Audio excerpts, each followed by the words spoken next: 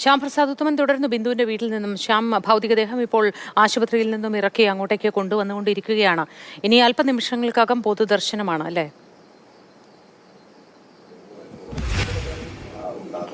തീർച്ചയായിട്ടും പൊതുദർശനത്തിന് പ്രത്യേകം സജ്ജമാക്കിയിട്ടുണ്ട്. പ്രത്യേക ഒരു പന്തൽ ഇവിടെ നമുക്ക് കാണാം. ഇവിടെ നാട്ടുകാരും മറ്റുമൊക്കെ ഇങ്ങോട്ടേക്ക് എത്തിത്തുടങ്ങിയിട്ടുണ്ട്.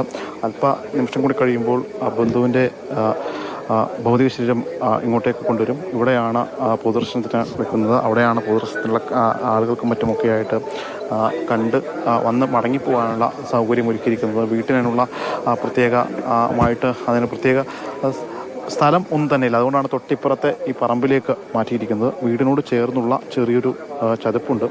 അവിടെയാണ് സംസ്കാര ചടങ്ങ് ഒരുക്കിയിരിക്കുന്നത്. അല്പസമയം കൂടി കഴിയുമ്പോൾ മൃതദേഹം ഇങ്ങോട്ടേക്ക് എടുക്കും. ഇവിടെയാണ് പൊതുദർശനം. ഇപ്പോൾ നിലവിൽ ബന്ധുക്കളും മറ്റും നാട്ടുകാരുമൊക്കെ ഇവിടെ നമുക്ക് കാണാൻ കഴിയുന്നുണ്ട്.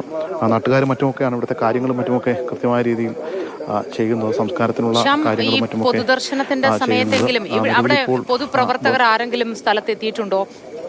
സർക്കാരിനെയോ ഉദ്യോഗസ്ഥരെയോ ആരെങ്കിലും പ്രതിനിധീകരിച്ച് ആരെങ്കിലും ഇതുവരെ എത്തിയിട്ടുണ്ടോ? ഇനി എത്താനുള്ള ഒരു സാധ്യതയുണ്ടോ? കാരണം ആരും അന്വേഷിച്ചിട്ടില്ല, ഒരു ഫോൺ കോളിലൂടെ പോലും അന്വേഷിച്ചിട്ടില്ല എന്ന് കുടുംബം പറയുന്നു.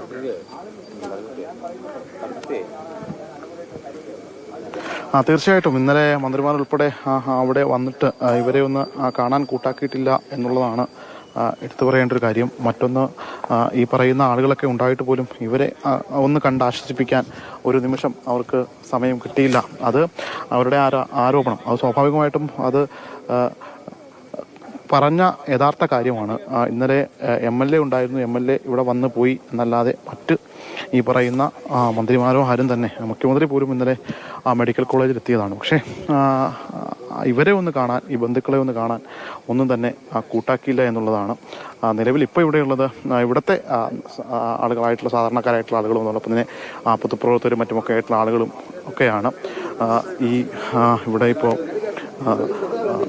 ബിന്ദുവിൻ്റെ ഭർത്താവുണ്ട്. അതോടൊപ്പം തന്നെ മറ്റാളുകളൊക്കെ ഉണ്ട്. നമുക്കതേ കാണാം. ബിന്ദുവിൻ്റെ ഭർത്താവാണ് തൊട്ടപ്പുറത്ത് നടന്നു പോകുന്നത്. ബിന്ദുവിൻ്റെ ഭർത്താവ് ഉണ്ട്.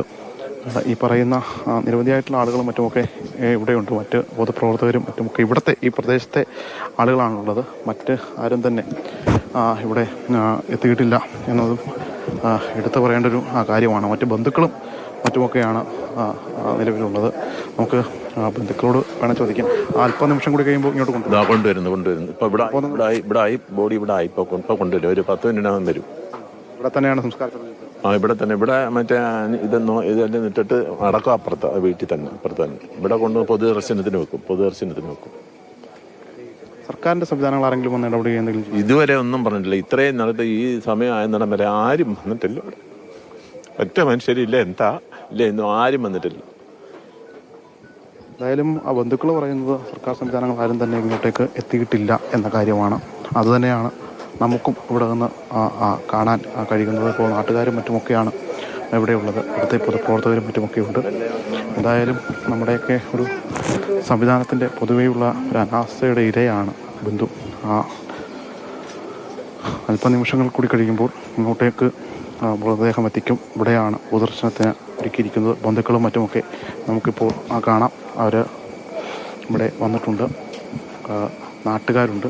അങ്ങനെ നിരവധിയായിട്ടുള്ള ആളുകൾ ഇവിടെ എത്തിയിട്ടുണ്ട്.